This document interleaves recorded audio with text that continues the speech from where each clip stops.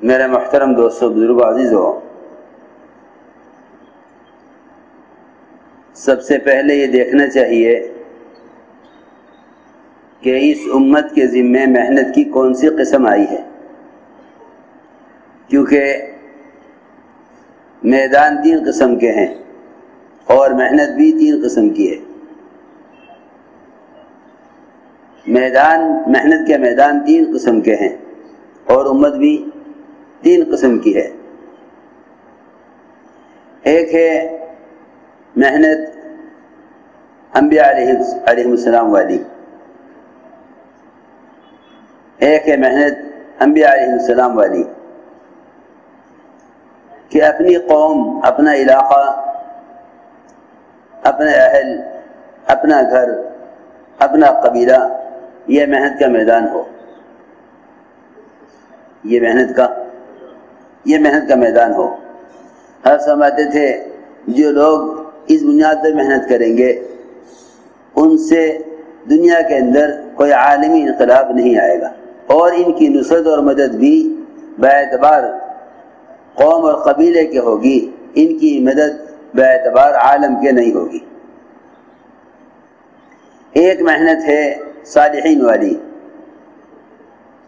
کہ آدمی اپنی ذات کو ہی محنت کا میدان بنائے، اس کو کسی کے عمل سے یا باہر کے ماحول کے بگڑنے یا سدھرنے سے کوئی مطلب نہ ہو،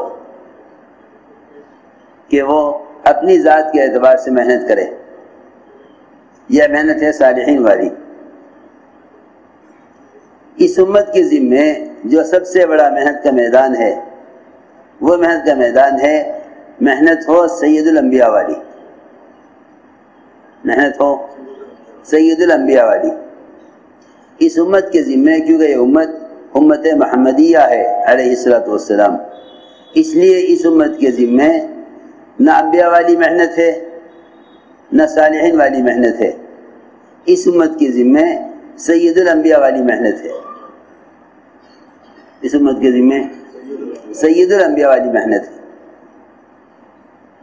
اگر محنت ہوگی انبیاء علیہ السلام والی تو مدد باعتبار عالم کے نہ ہوگی، اور تغیر بھی باعتبار عالم کے نہ آئے گا، بلکہ تغیر آئے گا باعتبار قوم یا قبیلے یا علاقے کے۔ ہر سمجھتے تھے اگر تم نے محنت کر کے ایک علاقے کو ایسا بنا بھی لیا تو ساری دنیا کا جو فساد ہے وہ غالب رہے گا اس محدود محنت پر، ساری دنیا کا فساد غالب رہے گا اس محدود محنت پر۔ ہم سمجھتے تھے کہ اگر اپنی گلی میں بھی گشت کر رہا ہے اور عالم کو سامنے رکھ کر رہا تو اس کے گشت کا اثر اس کی نیت کی وجہ سے سارے عالم پر پڑے گا، اس کے گشت کا اثر اس کی نیت کی وجہ سے سارے عالم پر پڑے گا۔ تو میں نے عرض کیا کہ محنت کے 3 میدان ہیں۔ یہ سب سے بڑا میدان سید الانبیاء والی محنت، سب سے چھوٹا میدان محنت کا انبیاء علیہ السلام والی محنت، اور تیسری محنت ہے صالحین والی کہ اپنی ہی ذات کو محنت کا میدان بنائے۔ اس امت کے ذمے محنت باعتبار عالم کے ہے، اس امت کے ذمے محنت باعتبار عالم کے ہے۔ ایک صاحب نے حضرت عمر رضی اللہ تعالیٰ عنہ سے سوال کیا، امیر المومنین میرے لیے 2 باتوں میں سے کون سی بات بہتر ہے؟ 2 کام ہیں، ان 2 کاموں میں سے میرے لیے کون سا کام بہتر ہے؟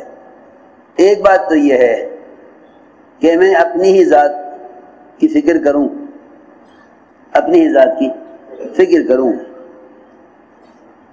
اور جو کچھ لوگ کر رہے ہیں انہیں ان کے حال پر چھوڑ دوں۔ یہ بہتر ہے میرے لیے، یا یہ میرے لیے زیادہ بہتر ہے کہ میں اللہ کے دین کے بارے میں کسی کی ملامت کی پرواہ نہ کروں؟ یہ عجیب سوال کیا حضرت عمر رضی اللہ عنہ سے ایک صاحب نے کہ میرے لیے 2 کاموں میں سے کون سا کام افضل ہے؟ اپنی ذات کی اصلاح میں لگوں یہ افضل ہے، یا اللہ کے دین کے بارے میں کسی کی ملامت کی پرواہ نہ کروں یہ افضل ہے؟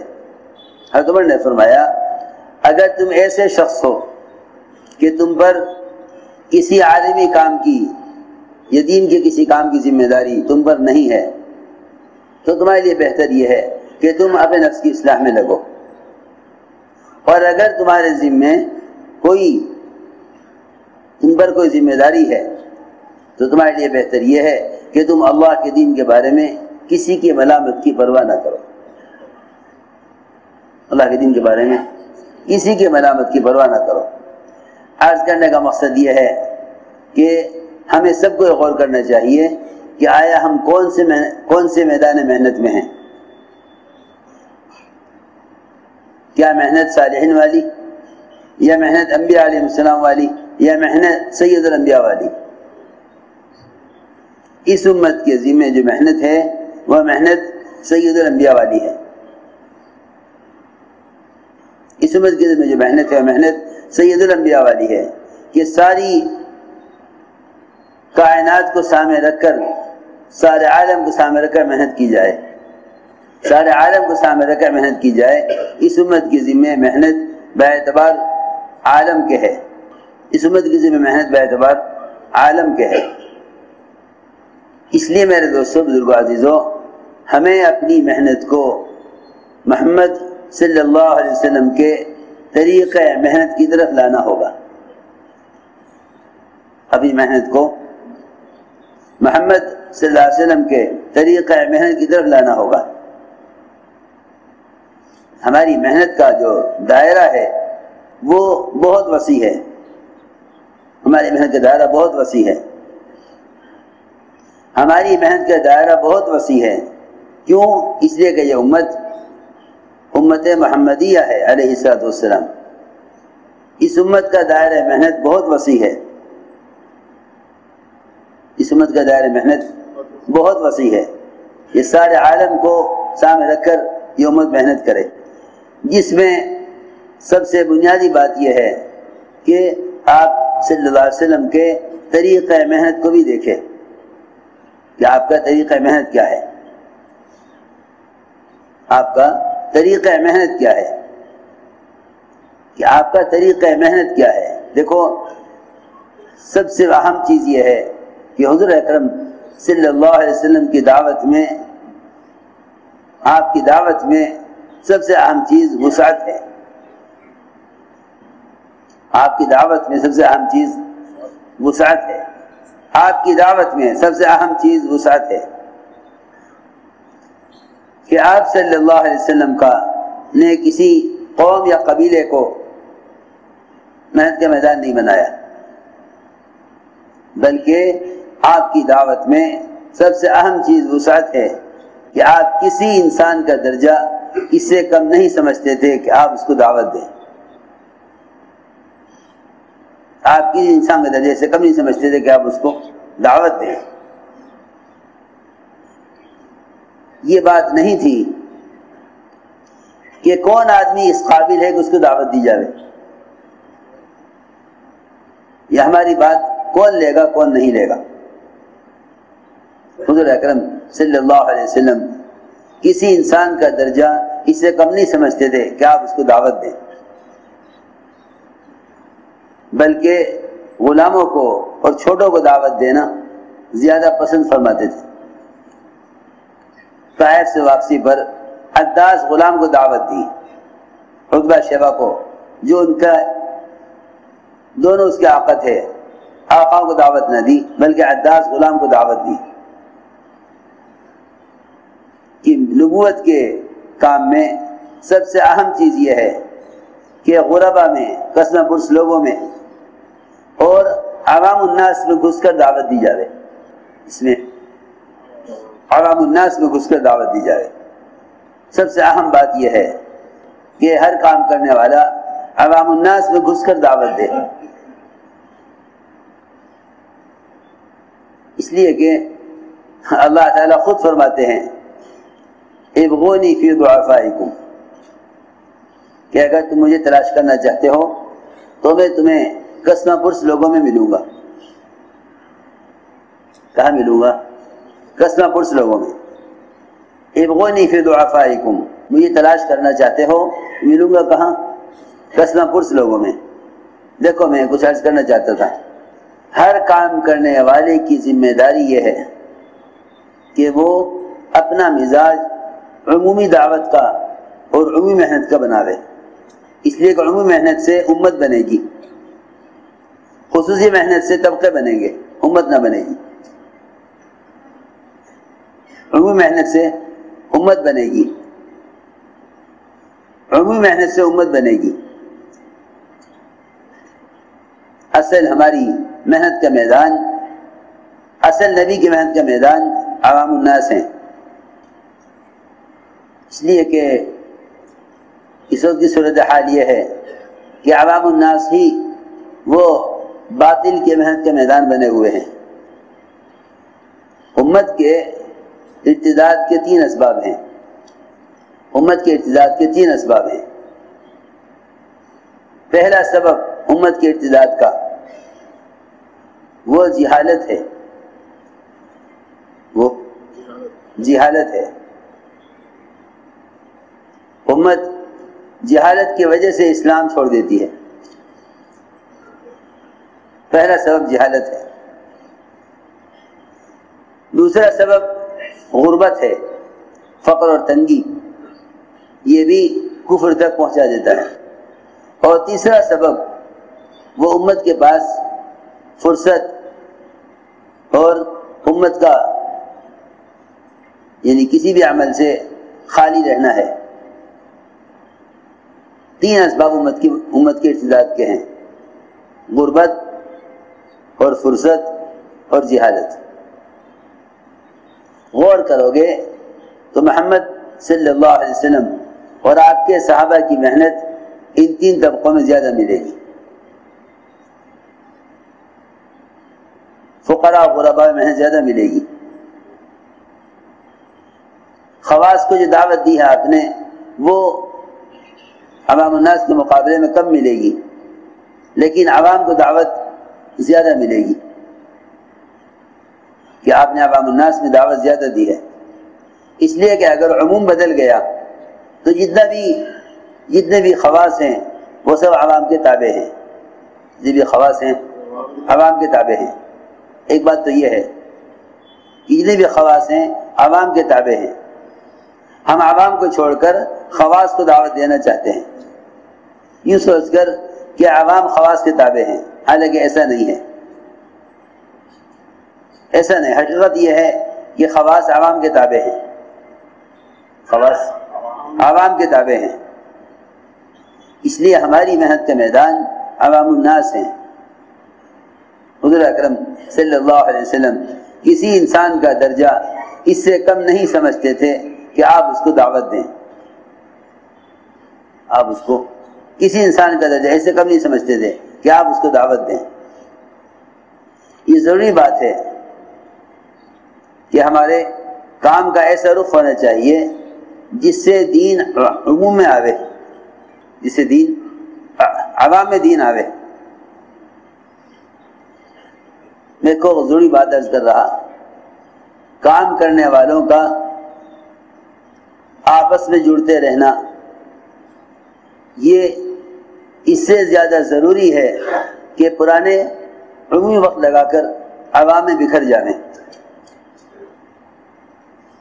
خواص اور پرانے عوام میں بکھر کر رہیں، یہ زیادہ ضروری ہے خواص کے اور پرانوں کے بار بار جڑنے سے۔ ہاں،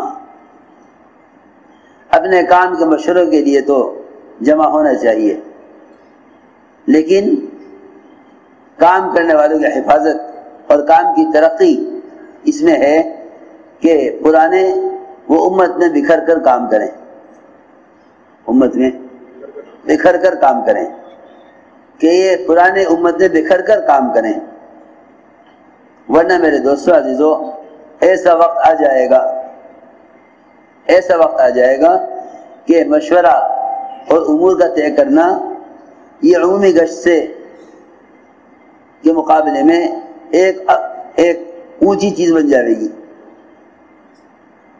عمومی دعوت سے بڑھ کر اجتماعی بیان، عمومی ملاقاتوں سے بڑھ کر مشورے کی اہمیت اور عوام میں گھس کر دعوت دینے کے مقابلے میں خواص کو دعوت دینا، اس کا فکر و شوق بڑھ جائے گا، جس کی وجہ سے میں کچھ کہنا چاہتا ہوں، جس کی وجہ سے اللہ کی غیبی نصرتوں کے نازل ہونے کا سبب عمومی دعوت، اس میں کمی آ جائے گی،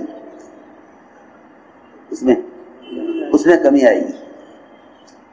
اللہ تعالیٰ کی غیبی نصرتوں کے نزول کا جو اصل سبب ہے انفرادی دعوت، اس میں کمی آئے گی۔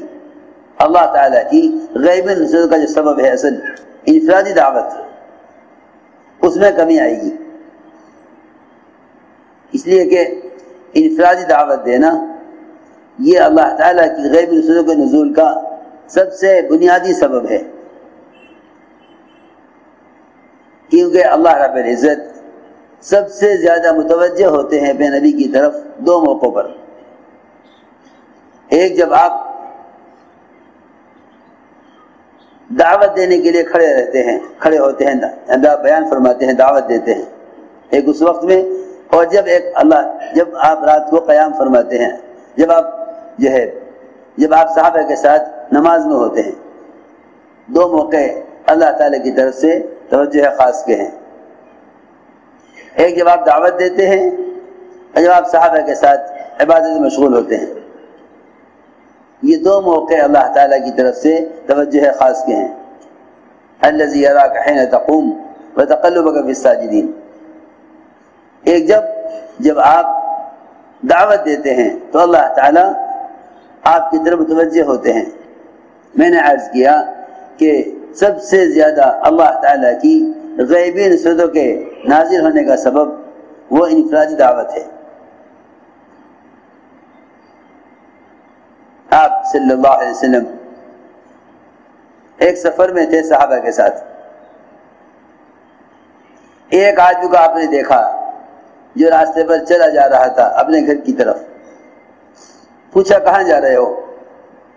کہ میں گھر والوں کے پاس جا رہا ہوں۔ آپ نے فرمایا تم اس بات کی گواہی دو گے کہ اللہ کسی کو عبادت کے لائق نہیں؟ اس بات کی گواہی دو گے میں اللہ کا رسول ہوں؟ اس نے فوراً سوال کیا کہ اس پر گواہ کون ہے؟ اس پر گواہ کون ہے؟ کون گواہی دے گا کہ آپ اللہ کے رسول ہیں اور اللہ ایک ہے؟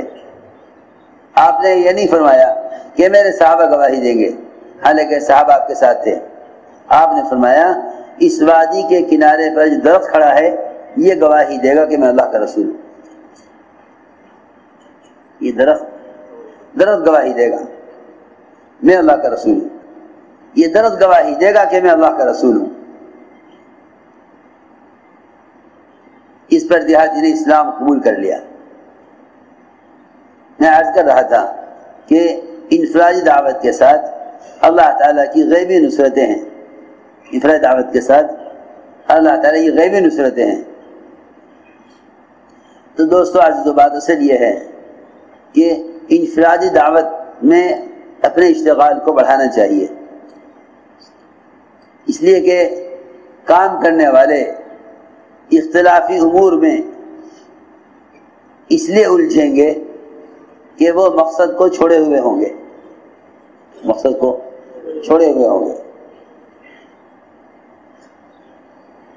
اگر روزانہ ہر کام کرنے والے کا استعمال انفرادی دعوت میں نہیں ہوگا تو یہ کسی فتنے میں پھنس جائیں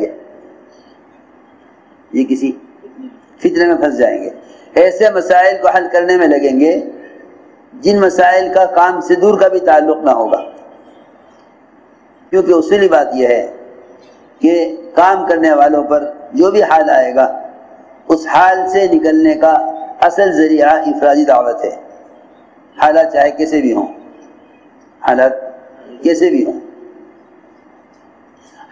کتنے بھی خوف کے ہوں، مکہ مکرمہ کی 13 سالہ زندگی وہ تمام حالات میں انفرادی دعوت کی ہے۔ اجتماعی دعوت تو ہجرت کے بعد شروع ہوئی، ورنہ انفرادی دعوت 13 سالہ مکی زندگی میں حالات بڑے خوف کے تھے، لیکن صحابہ نے انفرادی دعوت کسی حال میں نہیں چھوڑی، یوسف علیہ السلام جیل میں بھی دعوت دے رہے تھے، جبکہ تہمتیں لگی ہوئی ہے اور جیل میں ہیں، خوف میں ہیں، لیکن انفرادی دعوت، یہ انفرادی دعوت ہی ذریعہ بنی یوسف علیہ السلام کے جیل سے نکلنے کا، یوسف علیہ السلام کے جیل سے نکلنے کا ذریعہ انفرادی دعوت ہی بنی، انفرادی دعوت ہی ذریعہ بنی ہے یوسف علیہ السلام کے جیل سے نکلنے کی، کیونکہ جس آدمی نے اپنا خواب سنایا یوسف علیہ السلام نے اس کے خواب کی تعبیر سے پہلے اس کو اللہ کی توحید کی طرف دعوت دی، اس کو اللہ کی توحید کی طرف دعوت دی۔ تو میں نے عرض کیا کہ سب سے زیادہ ضرورت اس وقت انفرادی دعوت کی ہے، کیونکہ اصل میں کام یہی ہے، اصل میں کام یہی ہے، اصل میں کام یہی ہے کہ ایک ایک فرد کو دعوت دے کر اسے اپنے ماحول میں لے کر آؤ، اصل میں کام یہی ہے، ایک ایک فرد کو دعوت دے کر اسے عمل کے ماحول میں لانا، اصل میں کام یہ ہے۔ جب عمومی دعوت میں ساتھیوں کا اشتغال کم ہو جائے گا تو پھر فتنے پیدا ہوں گے، تو فتنے پیدا ہوں گے۔ اس لیے میں نے عرض کیا کہ اپنے کام کو سیرت کی طرف لاؤ، اپنے کام کو سیرت کی طرف لاؤ کہ ہمیں حضور اکرم صلی اللہ علیہ وسلم اور آپ کی صحابہ کی محنت میں انفرادی دعوت زیادہ ملتی ہے، انفرادی دعوت زیادہ ملتی ہے۔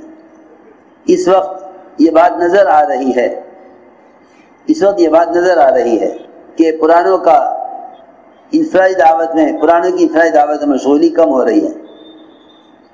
اجتماعات یا مشورے، اجتماعات یا مشورے، یہ دونوں چیزیں انتظامی لائن کی ہیں۔ کام انفرادی دعوت دینا ہے، کام انفرادی دعوت دینا ہے۔ اصل کام سے کام کرنے والے تجاوز کر گئے ہیں، اصل کام سے کام کرنے والے تجاوز کر گئے، اصل کام سے کام کرنے والے آگے بڑھ گئے ہیں، اصل کام سے کام کرنے والے آگے بڑھ گئے۔ جب مقصد سے تجاوز ہوگا تو تکان بھی ہوگی، پریشانیاں بھی آئیں گی، فتنے ہی پیدا ہوں گے، سمجھ میں نہ آئے گا کہ ہم کیا کریں، سمجھ میں نہ آئے گا کہ ہم کیا کریں، کیونکہ اصل مقصد سے تجاوز کر گئے، اصل کام سے تجاوز کر گئے، آگے بڑھ گئے۔ ہماری درخواست یہ ہے کہ ہم میں سے ہر کام کرنے والا یہ سوچے کہ جب اس کام میں لگا تھا تو اس کے کیا معمولات تھے، ان معمولات میں وقت کے گزرنے کے ساتھ کیا کمی آئی ہے، ان معمولات میں وقت کے گزرنے کے ساتھ کیا کمی آئی ہے۔ دیکھو میرے دوستو عزیزو، جتنے بھی کام کے اجتماعی تقاضے ہیں، ان تقاضوں کی وجہ سے دو چیزیں متاثر ہوں گی، دو چیزیں متاثر ہوں گی۔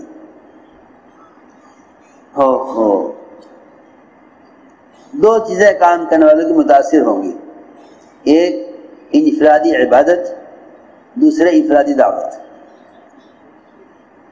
جب یہ دو چیزیں متاثر ہوں گی تو طرح طرح کے فتنے اور طرح طرح کے حالات کام میں پیدا ہو جائیں گے، کیونکہ اگر انفرادی دعوت میں کمی آئے گی تو اللہ کے بندوں کو اللہ سے متعلق کرنے والا عمل متاثر ہو گیا، اور اگر عبادت میں کمی آ گئی تو پھر اس کا اللہ کا تعلق کمزور ہو گیا، اس کا اور اللہ کا تعلق کمزور ہو گیا۔ یہ دو چیزیں بہت اہم ہیں، ایک انفرادی دعوت، دوسرے انفرادی عبادت، انفرادی دعوت اور انفرادی عبادت۔ جب کام کے تقاضے بڑھیں گے تو کام کرنے والوں میں ان دو چیزوں کی کمی آئے گی۔ ایک طبقہ تو وہ ہوگا جو انفرادی عبادت کو یہ سوچ کر چھوڑ دے گا کہ دعوت کے تقاضے بہت اہم ہیں، سنو غور سے، یہ سوچ کر انفرادی عبادت چھوڑے گا کہ دعوت کے تقاضے بہت اہم ہیں، یہ تو ایسا دھوکہ ہوگا شیطان کا کہ یہ اس کو اللہ کی عبادت اور اس کے قرب والے اعمال سے یہ کہہ کر ہٹا دے گا کہ یہ کام زیادہ افضل ہے، یہ کام افضل نہیں ہے۔ یہ ایک ایسا دھوکہ ہوگا کہ کام کرنے والے یوں سمجھ کر نفلی عبادات چھوڑ دیں گے یا کم کر دیں گے کہ بھئی اس وقت یہ کام افضل ہے، یہ افضل نہیں ہے۔ یہ ایک ایسا دھوکہ ہے کہ جس کو کام کرنے والے یعنی سمجھتے نہیں ہیں۔ حالانکہ داعی کے دین کی پختگی اور اس کے مذہب کا حسن وہ دعوت اور عبادت دونوں کو جمع رکھنے میں ہے، دعوت اور عبادت دونوں کو جمع رکھنے میں ہے۔ تو میں نے عرض کیا کہ اپنے انفرادی دعوت اور انفرادی عبادت ان دو چیزوں کے اندر کمی نہ آنے دو۔ یہ دونوں چیزیں اجتماعی کام میں مدد دیں گی، جتنے بھی اجتماعی تقاضے ہیں ان اجتماعی تقاضوں میں جو مدد ہوگی وہ ان دو کاموں سے ہوگی، ایک انفرادی عبادت، دوسرے انفرادی دعوت۔ جب کام کرنے والوں میں ان دو چیزوں کی کمی آ جائے، انفرادی دعوت اور انفرادی عبادت، تو ان کا تعلق دونوں طرف کمزور ہو جائے گا، اللہ سے بھی کمزور ہو جائے گا، اللہ کی مخلوق سے بھی کمزور ہو جائے گا۔ اس لیے میں نے عرض کیا کہ اپنے کام کو سیرت کی طرف لاؤ کہ آپ کی سیرت میں سب سے اہم چیز وہ انفرادی دعوت ہے، وہ انفرادی دعوت ہے۔ اور دعوت کس طرف ہے؟ یہ کہیں کہ دعوت اپنے ماحول کی طرف لانا ہے، دعوت دے کر اپنے ماحول کی طرف لانا ہے۔